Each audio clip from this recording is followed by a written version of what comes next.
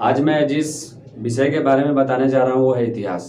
हम इतिहास की जानकारी जब लेते हैं तो सबसे पहले जानने की कोशिश करते हैं कि इतिहास किसे कहते हैं, इतिहास है क्या, इतिहास किसने लिखा, ये फादर ऑफ हिस्ट्री, क्योंकि हर एक चीज़ के एक फादर होते हैं। चलिए हम आपको सबसे पहले बताते हैं कि इतिहास कितने शब्दों से मिलकर बना है। तो इतिहास दो शब्दों के मेल से बना है, इति प्लस हास्य। इति प्लस हास्य जो कि यूनानी भाषा है, जो कि एक यूनानी भाषा है।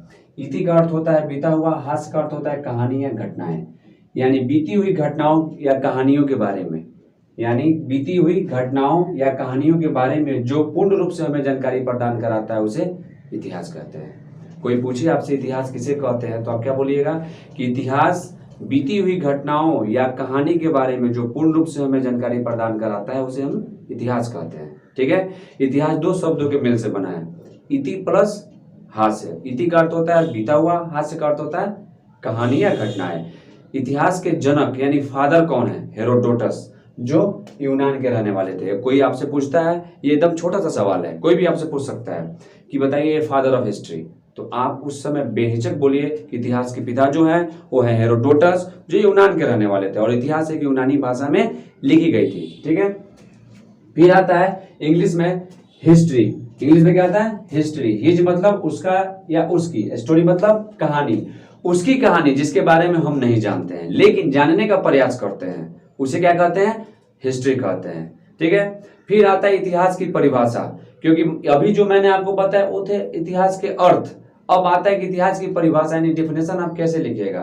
तो इतिहास की डेफिनेशन लिखने के लिए आप बोलिएगा कि इतिहास एक ऐसी विषय है जिसके जरिए हम उन पुरातात्विक साक्ष्यों के बारे में जानकारी प्राप्त करते हैं जिनके बारे में हम नहीं जानते, उसे इतिहास कहते हैं। इस लाइन को मैं एक बार और रिपीट करता हूं कि इतिहास एक ऐसी विषय है जिसके जरिए हम उन पुरातात्विक साक्ष्यों के बारे में जानकारी प्राप्त करते हैं जिनके बारे में हम नहीं जानते, उसे इतिहास कहते हैं।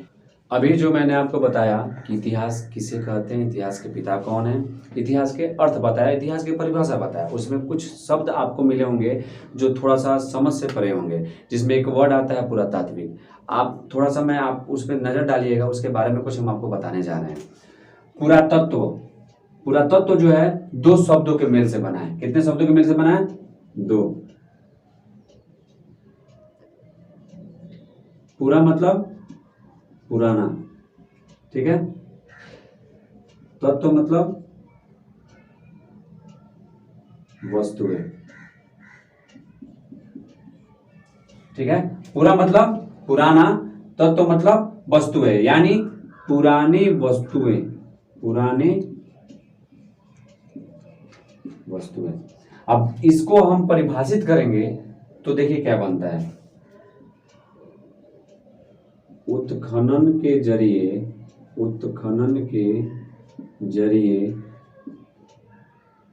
जो पुरानी वस्तु हमें प्राप्त होता है उसे पुरातत्व कहते हैं। यानी उत्खनन के जरिए जो पुरानी वस्तुएं हमें प्राप्त होता है उसे पुरातत्व कहते हैं। जैसे मान लीजिए जब खुदाई होगा तो उसमें बहुत सारी चीजें हमें प्राप्त होती है जो प्राचीन काल की होती है, जैसे मृदभांड। मृदभांड मतलब मिट्टी के बर्तन। ठीक है, अभिलेख,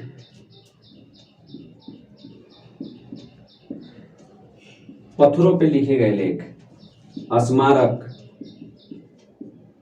आदि चीजें प्राप्त होती है, जिससे यह पाया जाता है कि यह वस्तु कितनी साल पुरानी है, यह वस्तु प्राचीन काल से जुड़ी हुई है, जिसके जरिए वो उस काल के इतिहास की जानकारी हमें मिलती है। इतिहास पढ़ने से हमें एक और चीज फायदा होता है कि इतिहास के जरिए हम पुरानी सभ्यता, संस्कृति, यहाँ तक कि मानव की सामाजिक और धार्मिक संरचनाओं के बारे में भी जानकारी प्राप्त करते हैं। अतः अतीत का जानना हमारे जीवन में बड़ा आवश्यक है, क्योंकि अतीत के जरिए ही हम अपना वर्तमान को सही करते हैं और वर्तमान ही हमारा फ्यूचर बनाता है।